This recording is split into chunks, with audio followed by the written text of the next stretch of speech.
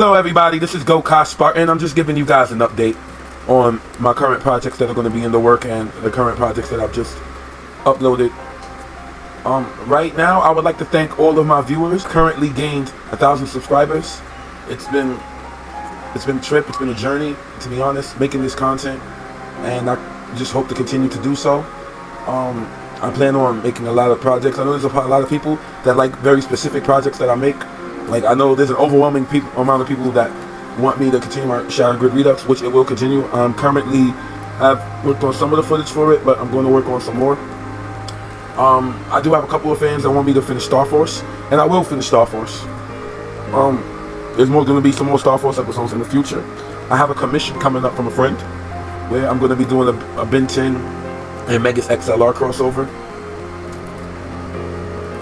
For the most part, making these episodes are interesting. Now, like I said, I have a lot of moving pieces at once, so it's really hard to determine exactly which project I'm going to work on, because it's only one me, and like I said, I have no help in this project. It's just me doing this by myself, everything. So it's a lot of projects that I am working on, and I'm going to continue to do so. So right now I'm currently working on Shattered Grid Redux episode 3. But the episode I just dropped now is the beginning of a new series I'm launching called Power Rangers Alternate. It's basically like either continuations from the Power Rangers from various teams, or like different takes on them in general. So this episode could kind of be considered a Flawless Universe episode, but because Ikagen's in it, but it starts the Cosmic Fury off with a new set of powers. And I do plan on touching on more with just the Cosmic Fury Rangers and their team and making something with them, because in the Flawless Universe, all of the villains are alive. Lord Zed and all of their ops are still alive. So there's evil versions of Amelia's parents, Void Queen, Void Knight, they're still around there in the ethos. So she can still deal with that. Now, in making this episode, I decided to bring back Inkworth, because originally my whole purpose for making Ikagen the way he was because of my utter dissatisfaction with the character Inkworth. I was completely saddened by how they turned a villain that's capable of one-shotting 10 Power Rangers by himself into a buffoon like Butler. It really irked my nerves, it really got on my nerves. And they didn't even include Madoko at all. They just decided to make up their own characters, which, like I said in the previous video, my own efforts made me like bajillionaire, and it goes the same way for Inkworth as well. Because now that I've worked on Inkworth as a character, I feel as though he's an interesting foil for Ikagen. Because up until now, Ikagen has kind of been running around with like not much opposition. Like, he's been one-shotting so many Rangers, and he's going to continue to be a threat. Like that, his threat level never decreases. He's the main villain of this whole franchise. Him, Mavis, Master Zeno, there's an Astronomer, there's a lot of moving pieces. Eldritch Golden Lord. For Ikagen, my first goal was to give him his balls back. That's why I made the Star Force episode in the first place. Yeah, I wanted to make an episode for the Star Force Rangers and give them, the Q Rangers, a own version of it, but I really wanted to give Ikagen his balls back and his female companion back. I really needed to do justice to my character.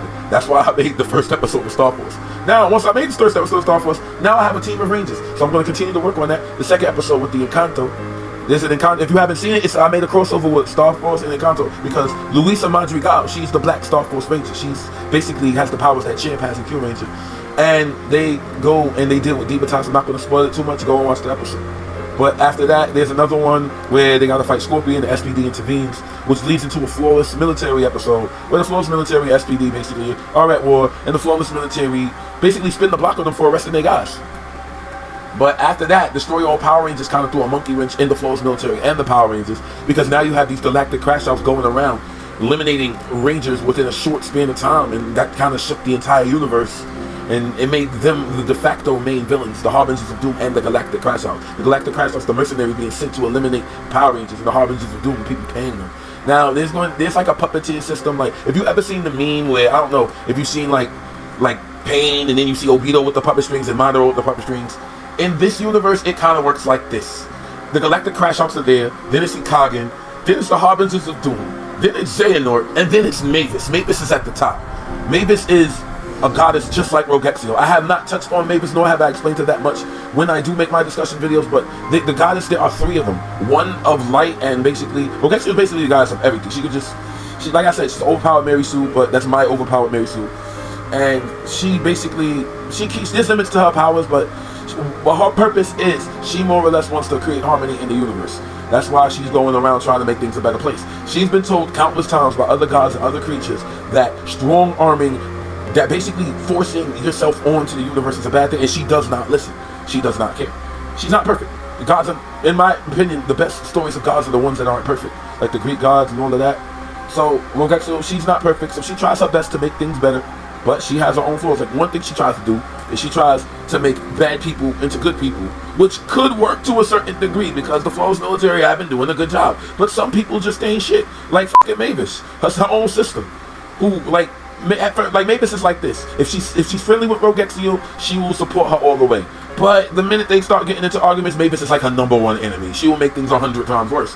And in fact, things became 100 times worse because of Mavis, because all of a sudden, now the villains have funding to call these high-ranking villains that are good at their jobs to actually proceed and destroy the Power Rangers. Where did they get this funding from? Gee, I wonder. Mavis, because she has a part of the Flawless military, and she also has her own organization called Mavis Enterprises, which I'll get into in the future video. But basically, she's basically the one pulling the strings. Basically, the Galactic Crash Out started crashing out because now apparently all of the villains have money now, and now they have enough money to get rid of the Power Rangers.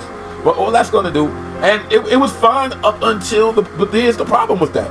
This universe, we have 2 sets of Power Rangers. We have Power Rangers of the Morphin Grid and Power Rangers of the Flawless Grid. So if you mess with the Power Rangers of the Morphin Grid, even if they are beefing with the Flawless military, the Flawless military is still going to back them up because they're Power Rangers. They work together at the end of the day, and that's what they wanted, was unity. It's just that there's just so many other places in the universe that they felt as though could use the powers of the Morphin Grid. Beatrice specifically, because like I said, Beatrice she's in Shattered Grid Redux and she's in the Flawless universe. In the Shattered Grid Redux universe, she is an assistant to Grace Sterling, and she gets a lot of ideas about Power Rangers and things because of her being so close to Grace Sterling and working with Promethea. Now, when it comes to the process of making fight scenes and stuff, and just making how this project even started to begin with, I was making like different art for my characters. I was looking for different platforms. Like I said, somebody told me about the various AI tools that they use, but one of them was Vido. And the Vido is an amazing tool to use for AI. I've been able to make so many videos. I don't just use Vido, I use various different ones. But I dip and dab because some of them are good for certain things, other ones are good for other ones. You just gotta experiment and learn which AI is good for what video you're trying to make. Vido's good for fight scenes, and if you want to get the characters accurately, it's really good for that. Kling can do it, but you got to be very specific in the prompts with Kling because it might give you an amalgamation. In fact, sometimes what I like is happy accidents. Happy accidents is what I like. When I put in a prompt and I get some mistake, I don't consider it a complete failure. Something could be used from that footage, something could be used from that video, or maybe it could branch off into a different idea. That's where the idea for Inkworth came in to begin with, because originally I was just going to have Ikagen just go back into the past and smoke the Cosmic Fury Rangers with no Inkworth involved. But when I made one of the prompts, it created a different Ikagen, one with a white outfit and stuff. And for a second, I thought it was like a female variant of him, but then I could say, this could be like a more cowardly, like younger, more timid version of him. And then I could think, okay, this could be Inkworth, because Inkworth and Ikagen are 2 different characters in my universe, because I refuse to have it any other way.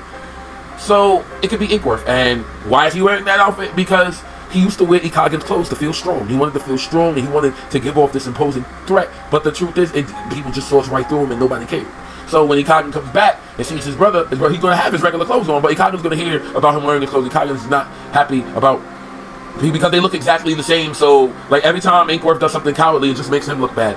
Like Ikagen and Inkworth got this very George and Lenny, if you read the books of Mice and Men, kind of like a Prosciutto and Pesci kind of vibe from JoJo's Bizarre Adventure, where Inkworth is like the little bro, he's very timid, like he's not sure of himself, and Ikagen's this accomplished militant man who knows exactly what to do at all times.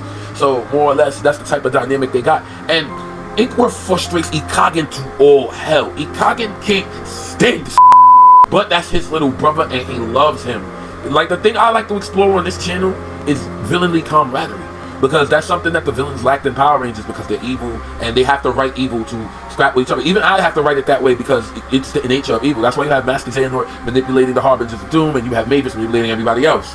So essentially, you do have to have that manipulation, backstabbing aspect of evil. But the one thing I love about evil is camaraderie, like groups of villains that get along with each other and that are friends at the end of the day, just like the Power Rangers. Because like one of the groups that I love that I haven't explored is the Band of Seven from Inuyasha. I love them because they're a bunch of comrades that get along with each other. Ride or die. Except for Rinkosu, he was kind of a backstabber. But at the end of the day, like you always got one. There's always a Peter Baelish amongst the group.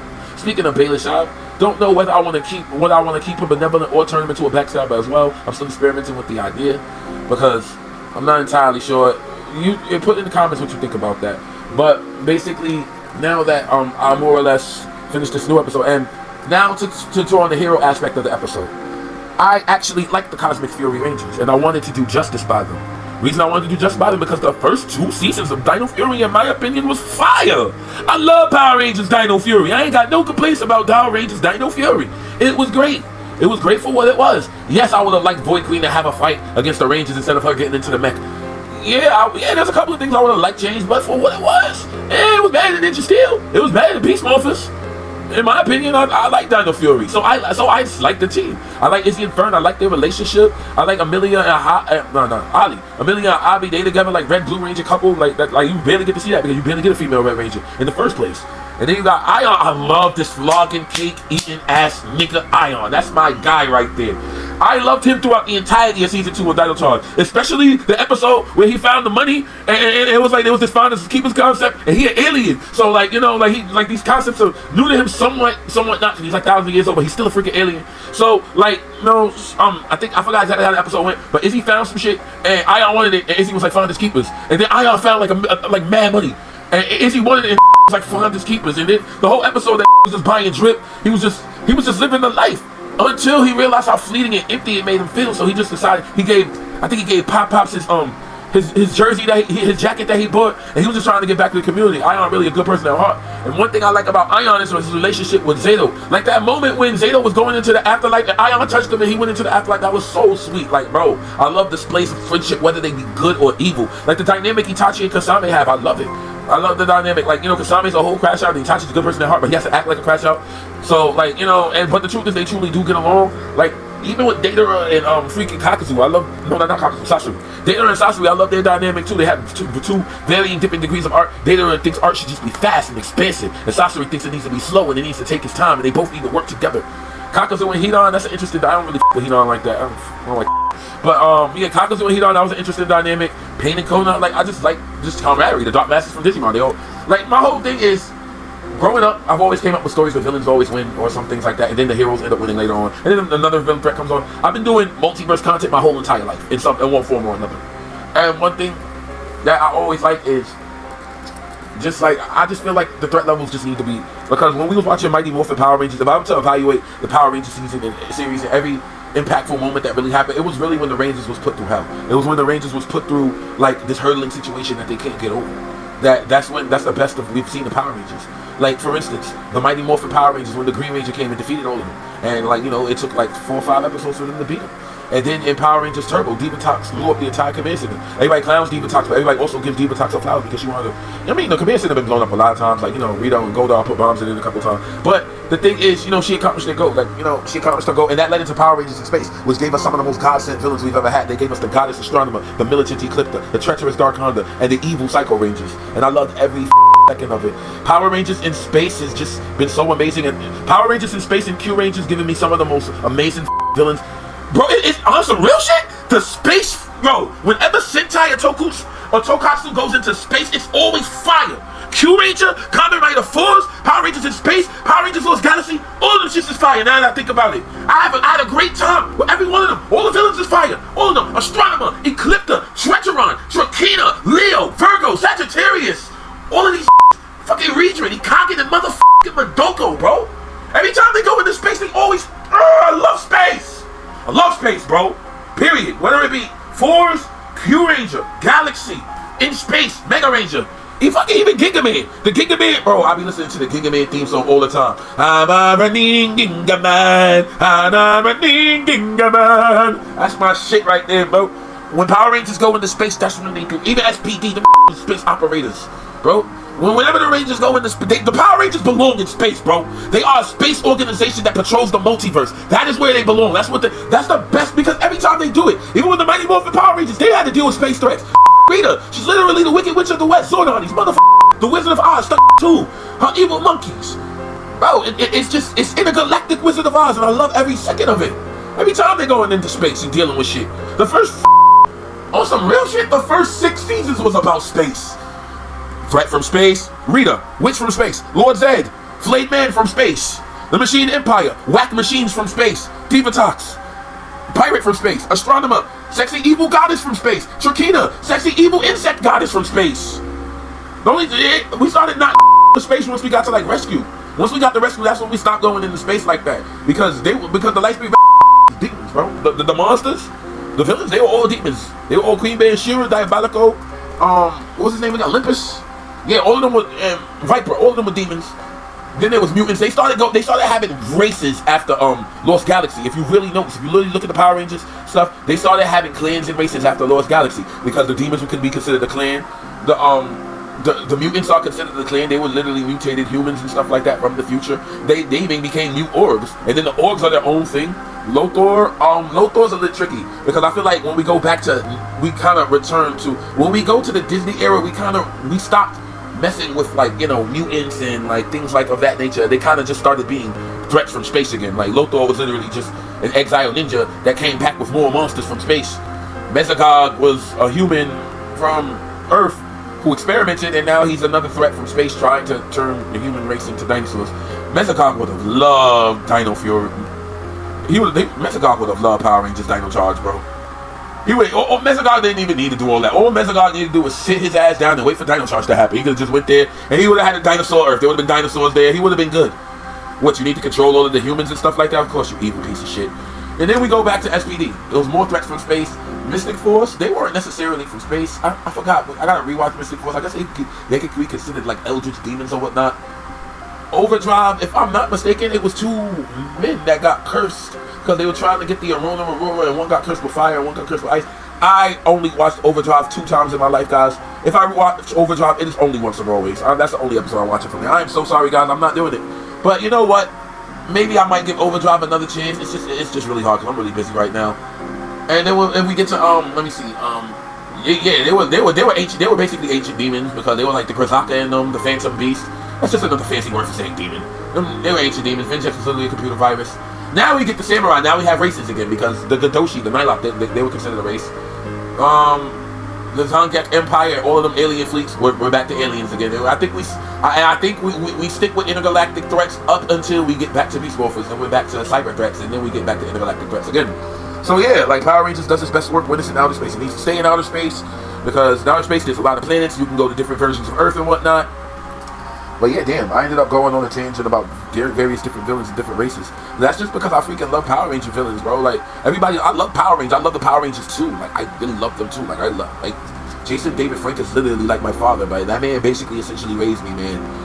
But yeah, man, but the truth is, I love the villains too. And honestly, like, 2 of my favorite villains, y'all already know, Ikage and Madoko. I put them in every episode. In my opinion, they're this universe's version of Jesse and James, except Jesse and James, if they kept all of their malice intact and never... Because after a while, Jesse and James became a joke. When Jesse and James first showed up in Pokemon, they were a problem. They put that whole... Bro, they were trying to take over the whole Pokemon Center, had Weezer, had freaking Coffin and Ekans out here wilding. Freaking Coffin was releasing smoking gas, putting niggas to sleep and shit. Nah, bro. Jesse and James was wild back in the day, but then they just became comic relief. I don't plan on really making Ikage and Madoko comic relief. I mean, Madoko is kind of comic relief because, you know, she's ratchet as fuck. Because when I looked at Madoko, like I said, I just saw an angry black woman, and that's just the character I just decided to make of her. Because, like, you know, it'll be terrifying if you just got this evil, angry bitch that's just on your fucking ass. She's persistent, and she's talking shit to you the entire time. She's swearing, she's cursing, but at the same time, she's calling you like a jelly brain. She's saying, like, ink squid pun things while she's cussing at you.